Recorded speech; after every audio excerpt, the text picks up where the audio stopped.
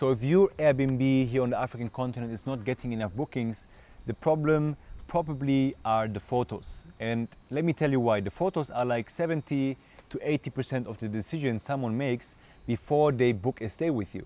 And I saw too many times Airbnb hosts here on this continent making the same mistake and using photos that are first of not very clear. You know, sometimes they just go way too close. Sometimes they just have like pictures that are not very sharp.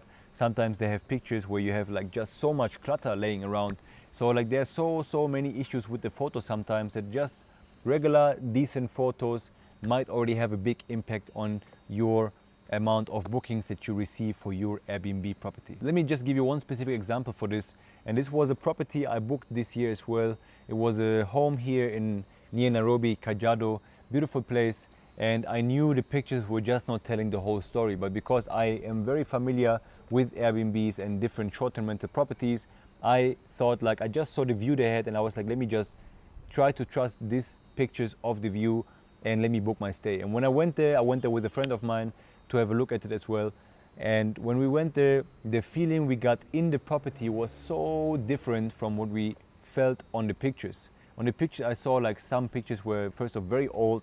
The apartment didn't, or like the house didn't look anything like that anymore. It was a beautiful home made out of 2 containers with a beautiful view over a valley that was huge. Everything was green. So I basically just booked this place for the view, but the pictures were not telling the story. You know, there were no proper pictures of the kitchen, and even on the pictures there was stuff laying around. There was some trash on the counter. So the pictures were just not inviting me to book, but I still wanted to go there because I saw the reviews were quite decent and the view was beautiful. So therefore, I really want to put an emphasis, and I think this is one of the reasons also why when I checked out this property's calendar, that this property wasn't booked to the potential it actually has. So I saw so much potential in this property. It's so unique, it's so beautiful. It's not too far away from Nairobi. It's maybe an hour and a half drive away, but it still had an empty or almost empty calendar. And I would say most certainly it's about the pictures. Just to give you also a reframe on like why I say picture like 70 to 80%. On traditional real estate, for example, you go to view your house first before you move in. You have a look at 10, 20, maybe 30, maybe even more properties before you make a decision where you're going to move in. But on Airbnb or with short-term rentals specifically now, you don't have this option. So your pictures need to tell the whole story of your place. It needs to really tell a story, because in the end of the day, if you don't want to just sell beds, you want to also tell the story of your property. You want to show the most important amenities, you know, like especially, for example, if you start searching on Airbnb for different properties, what is the first thing and the biggest thing you see on screen? It's the first photo, you know, and if the first photo, for example, is not convincing you at all, you will not have anybody click on your listing to then make a decision to book or to look further for other pictures, to look through your description, to look through the location, what you offer, and so on and so on. Pictures are really 70-80% of the decision someone makes. And the reason why is that photos is the only thing that you can use to really build trust. Of course, you have the reviews, you also have like the text fields you can put in, but the pictures is the first thing that you can use to build trust with your potential guests. It's the same with like e-commerce, or it's the same with the YouTube videos you're just watching now. There's a reason why you clicked on this video, and this is because you saw the picture, the image, the first image you see, you saw the title and you said like, wow, this is interesting for me, this talks specifically to me, and I invest my time. And you're also trusting me right now with the time you're investing. It's not money, but you're trusting me with the time you're investing to watch this video.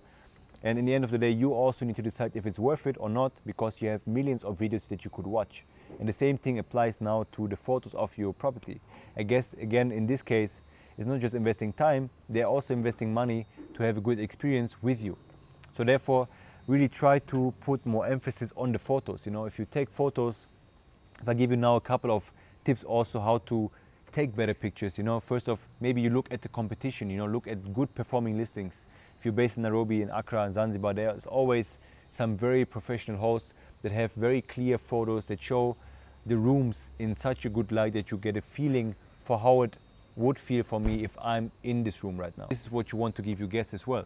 Make them shoot your pictures during the daytime, like use natural light as much as possible. If you have big windows, like use these features that you have, use daylight, and then take pictures of every single room of your property. It doesn't even need to be, sometimes I see hosts putting in like 10 pictures of their bed, you know, like I don't think that people care about this. Sometimes, or even in this instance, also too much. And then we have to think about like what is actually necessary, what do we want to highlight, what are the amenities that we want to highlight. For example, I see a lot of properties also that have a pool, that have a nice gym, they have a sauna, but they're not highlighting this at all. They have one like weak photo of the pool, you know, where you cannot see really anything. It's not a good light of the pool. It's like, it is not inviting to me to be like, wow, this is nice, let me stay with him, let me stay in this property, you know. And the same thing applies to your bedroom photos, your kitchen photos, you know. Easy things you could do for nice photos in the kitchen is also stage the kitchen.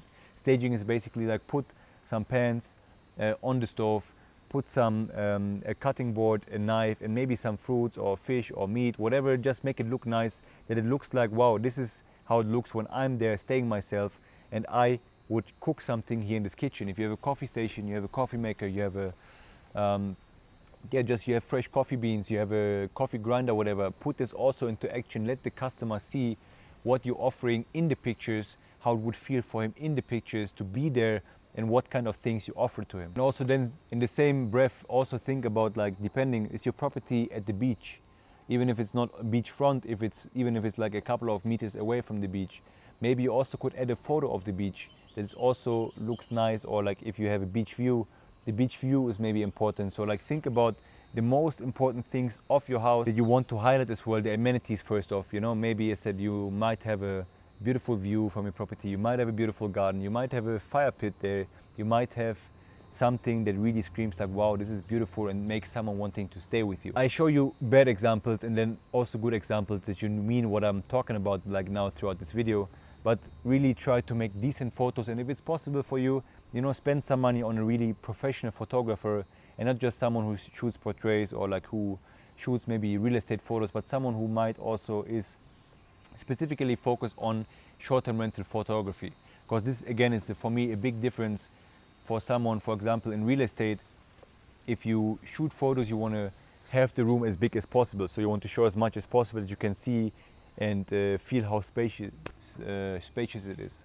But on short-term rental photography, for example, sometimes even you want close-up detail shots from the pillows, from the beds, from a unique lamp you have, from the flowers, or like looking through the flowers onto the bed. You want to have a bit more feel in the property, you know. You stage it differently, you prepare it differently for the photo shoot, compared to someone in real estate that just wants to sell like a apartment that's empty or something, if that makes sense. So if it's possible, even go ahead and invest some money into a nicer photo shoot, because the photos is the highest return that you can invest your money in, I would say, for a short-term rental. Because if the photos are bad, people are not staying with you, you will either way not make any money, and you will also not attract any people that want to stay with you. I hope this helped you already to understand the importance of good photos. You know, I know you're already operating as a host, or you're planning to operate, but really it's worth it to shoot your photos over and over again, you know, like rather shoot new photos every 6 months, you know, if you have a different season as well. You know, for example,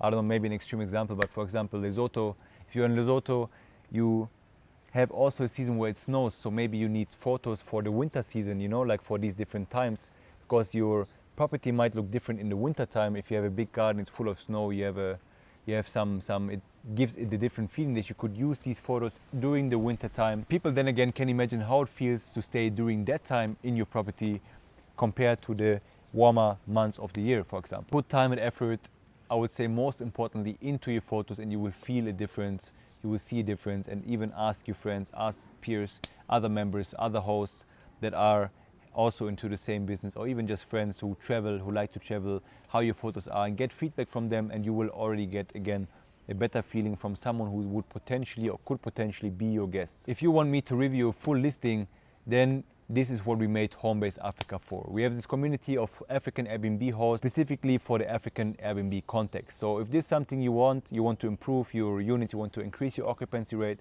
you want to increase and optimize and get better reviews, and you want to scale your Airbnb business, then Homebase Africa, I think, is the right thing for you. The link is down below in the description. And also for the next and first 25 people who join until December 31st, we give away 1 hour one-on-one strategy calls with you, me and my business partner as well, who has 6 years plus experience hosting on the African continent. And therefore, I welcome you to this community. Link is down below in the description and the pinned comment, and I see you in the next video.